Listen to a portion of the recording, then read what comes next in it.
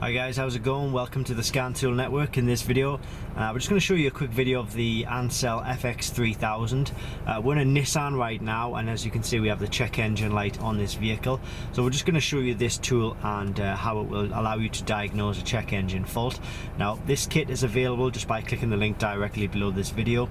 There are fakes, there are clones, but if you click the link, that is going to direct you to the genuine and official product. There are, as I say, there are fakes, there are clones out there, unfortunately.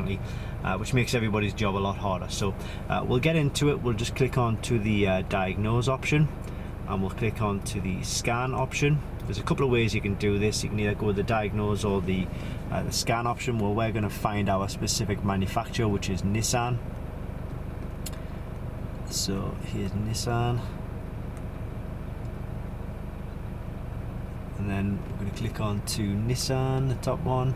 We go to manual select. We want to manually select the system, which is the engine, and we're going to go to read fault data. So it's giving us the fault codes here. We've got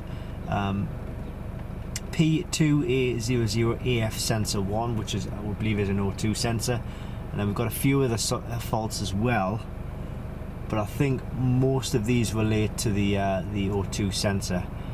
You see we've got ASCD function, AF sensor 1 again, ECM, and battery voltage. So that's the one we really need to look at. But once we've replaced the O2 sensor, I think we can just sort of get rid of the check engine light just by clicking the erase fault data. But we can't do that at the minute because we need to change the sensor over.